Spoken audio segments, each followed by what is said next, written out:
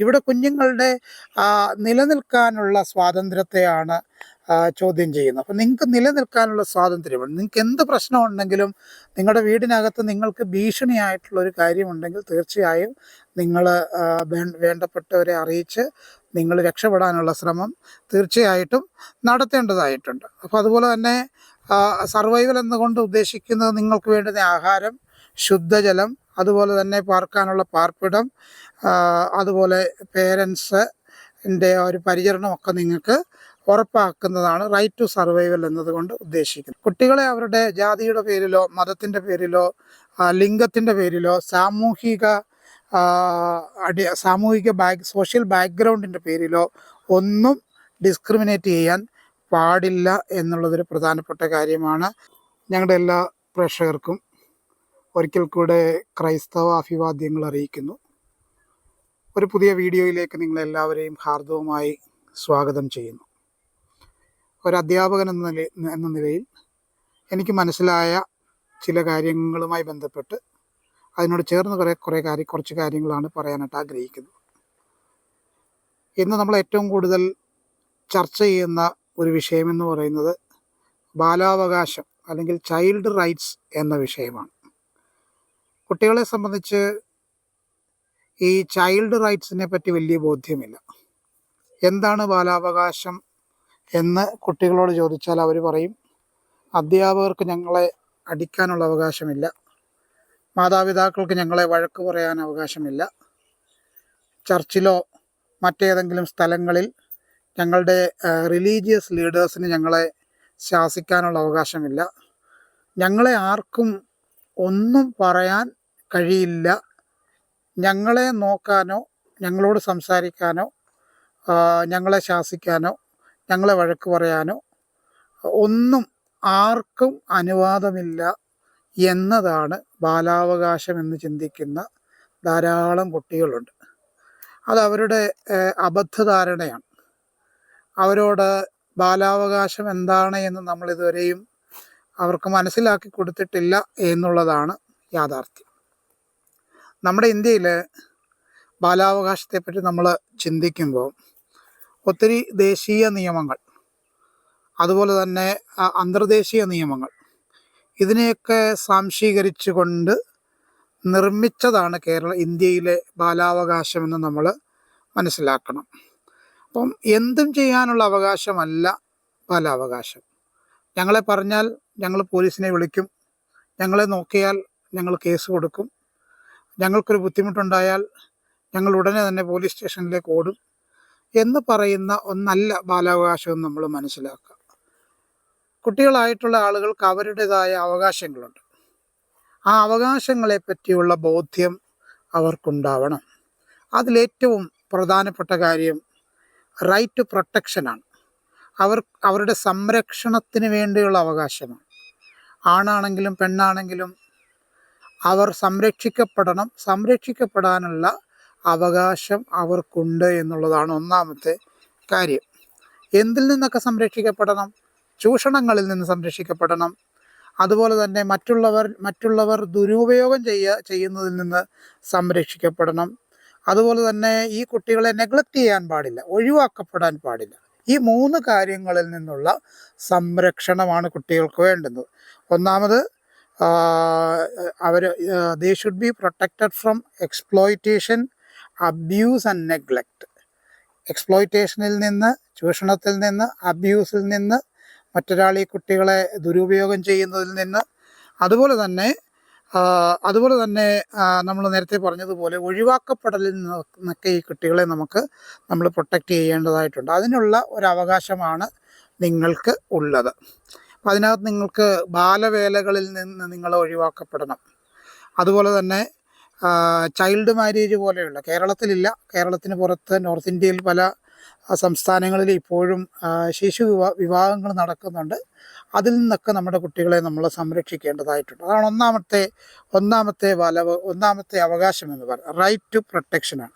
രണ്ടാമത്തെ അവകാശം എന്ന് പറയുന്നത് റൈറ്റ് ടു എഡ്യൂക്കേഷനാണ്. അത് right to education act, RTE act 2009 വന്നൊരു ആക്റ്റാണ്. അത് പറയുന്നത് free and compulsory education for children between the ages of 6 and 14 years.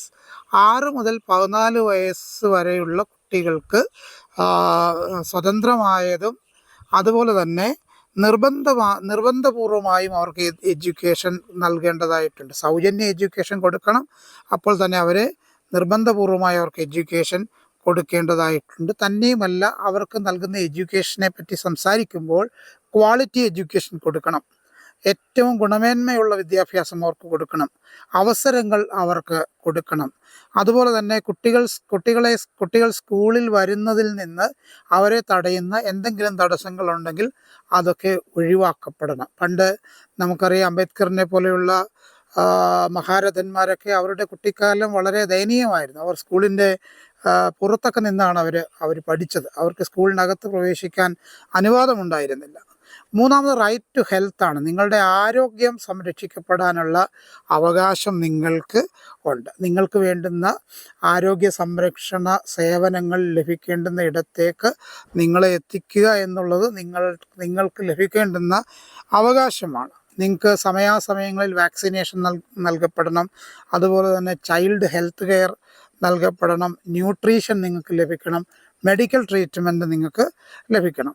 ഇന്ന് നമ്മുടെ സർക്കാരിനെ സംബന്ധിച്ച് ധാരാളം സ്കീമുകളുണ്ട്. ഈ പോഷകാഹാരക്കുറവുള്ള കുട്ടികളെ കണ്ടെത്തുകയും അവർക്ക് വേണ്ടുന്ന പോഷകാഹാരം നൽകുകയും അതുപോലെ തന്നെ മറ്റ് ആരോഗ്യ പ്രശ്നമുള്ള കുട്ടികളെ കണ്ടെത്തി അവരെ സംരക്ഷിക്കുന്നതിനുമുള്ള ധാരാളം സംവിധാനങ്ങൾ നമ്മുടെ സർക്കാരിൽ നിലവിലുണ്ടെന്ന് നമ്മൾ മനസ്സിലാക്കുക. നാലാമത് റൈറ്റ് ടു ഐഡൻറ്റിറ്റിയാണ്. നമുക്ക് നമ്മുടേതായ ഒരു സത്വമുണ്ട്, ഒരു അസ്തിത്വമുണ്ട്. ആ അസ്തിത്വം കാത്തു സൂക്ഷിക്കാനുള്ള അവകാശം നമുക്കുണ്ട്. അതുകൊണ്ടാണ് നമുക്കൊരു പേരുള്ളത്, നമുക്കൊരു നാഷണാലിറ്റി ഉള്ളത്, നമുക്കൊരു ഐഡൻറ്റിറ്റി ഉള്ളത്. അതുകൊണ്ടാണ് നമ്മൾ ജനിക്കുമ്പോൾ തന്നെ നമുക്ക് ബർത്ത് രജിസ്ട്രേഷൻ നൽകുന്നത്. നമ്മൾ ജനിക്കുന്ന ആ ഇടത്ത് തന്നെ, ആ ജില്ലയിൽ തന്നെ, ആ പഞ്ചായത്തിലോ അല്ലെങ്കിൽ മുനിസിപ്പാലിറ്റിയിലെയോ നമ്മുടെ ജനനം രജിസ്റ്റർ ചെയ്യുന്നതിൻ്റെ പ്രധാന കാരണം ഈ ജനിച്ച കുട്ടിക്ക് ഒരു ഐഡൻറ്റിറ്റി ഉണ്ട് എന്നുള്ളത് തന്നെയാണ്. അപ്പോൾ റൈറ്റ് ടു ഐഡൻറ്റിറ്റിയാണ്. അഞ്ചാമത്തെ കാര്യം റൈറ്റ് ടു പാർട്ടിസിപ്പേഷനാണ്. പങ്കാളിത്തത്തിനുള്ള അവകാശം നമുക്ക് ഉണ്ട് എന്നുള്ളതാണ്. അപ്പോൾ നമുക്ക് എന്തൊക്കെ കാര്യങ്ങളിൽ നമുക്ക് പങ്കാളികളാകാൻ കഴിയും എന്ന് നമ്മൾ ചിന്തിക്കണം. നമുക്ക് നമ്മുടേതായ കാഴ്ചപ്പാടുകൾ സ്വതന്ത്രമായി പറയാനുള്ള അവകാശമുണ്ട്. നമ്മളെ ബാധിക്കുന്ന, കുട്ടികളെ സംബന്ധിച്ച് നിങ്ങളെ ബാധിക്കുന്ന ഒരു പ്രശ്നം നിങ്ങൾക്ക് സ്വതന്ത്രമായിട്ട് അവതരിപ്പിക്കാനുള്ള അവകാശമുണ്ട്. നിങ്ങളൊരിക്കലും ആളുകളെ ഭയപ്പെട്ട് പേടിച്ച് നിങ്ങളെ ബാധിക്കുന്ന ഒരു കാര്യം മറ്റൊരാളോട് പറയാതെ പോകരുത്.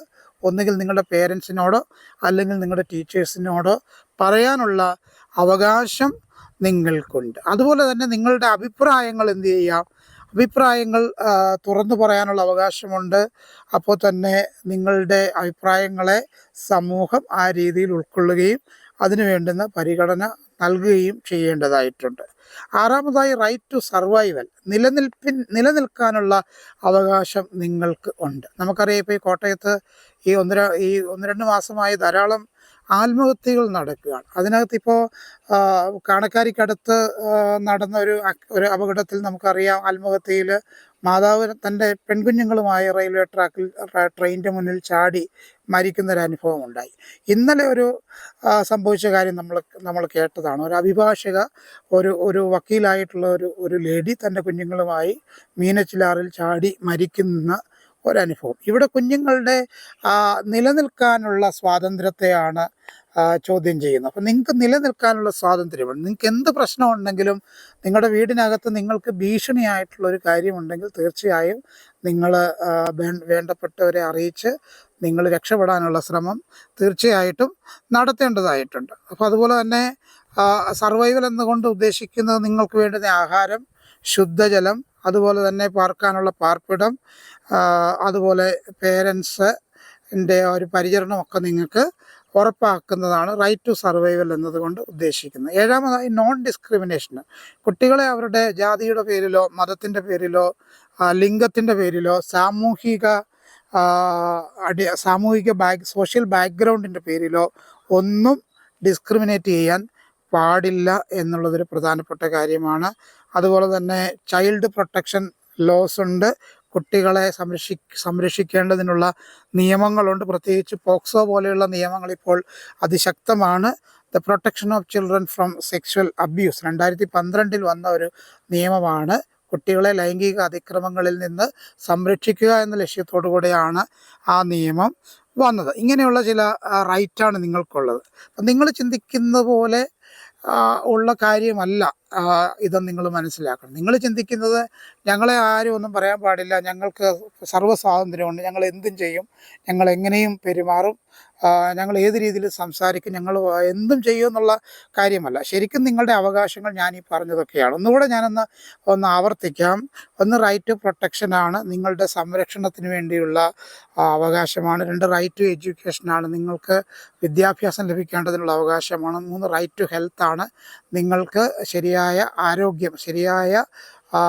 ആരോഗ്യം ലഭിക്കേണ്ടതിനുള്ള റൈറ്റുണ്ട്. റൈറ്റ് ടു ഐഡൻറ്റിറ്റി, നിങ്ങൾക്ക് കൃത്യമായ ഒരു ഐഡൻറ്റിറ്റിയുടെ ഒരു റൈറ്റ് നിങ്ങൾക്കുണ്ട്. അതുപോലെ തന്നെ റൈറ്റ് ടു പാർട്ടിസിപ്പേഷൻ, പങ്കാളിത്തത്തിൻ്റെ അവകാശമുണ്ട്. റൈറ്റ് ടു സർവൈവൽ, നിലനിൽപ്പിൻ്റെ അവകാശമുണ്ട്. റൈറ്റ് ടു നോൺ ഡിസ്ക്രിമിനേഷൻ, അതുപോലെ തന്നെ നിങ്ങൾ ഡിസ്ക്രിമിനേറ്റഡ് ആവാതിരിക്കാനുള്ള അവകാശമുണ്ട്. അതുപോലെ തന്നെ ചൈൽഡ് പ്രൊട്ടക്ഷൻ ലോസും ഉണ്ട്. അതുകൊണ്ട് തന്നെ ഈ കാര്യങ്ങളൊക്കെ നിങ്ങൾ കൃത്യമായിട്ട് മനസ്സിലാക്കുക. ഈ വീഡിയോ കേൾക്കുന്ന മാതാപിതാക്കൾ അവരുടെ കുഞ്ഞുങ്ങൾക്ക് കൃത്യമായി ഈ വീഡിയോ കാണിച്ചു കൊടുക്കുക. ഇതിൻ്റെ പ്രധാനപ്പെട്ട പോയിന്റുകൾ അവർക്കൊന്ന് പറഞ്ഞു കൊടുക്കുക. ഈ വീഡിയോയുമായി ബന്ധപ്പെട്ട് എന്തെങ്കിലും സംശയങ്ങളുണ്ടെങ്കിൽ ഈ വീഡിയോയുടെ താഴെ നിങ്ങൾക്ക് കമൻ്റ് ഇടാം, നിങ്ങളുടെ ചോദ്യങ്ങൾ ചോദിക്കാം, സംശയങ്ങൾ ചോദിക്കാം. ഞങ്ങൾ അതിനുള്ള നിവാരണങ്ങളൊക്കെ കൃത്യമായി വരുത്തുന്നതാണ്.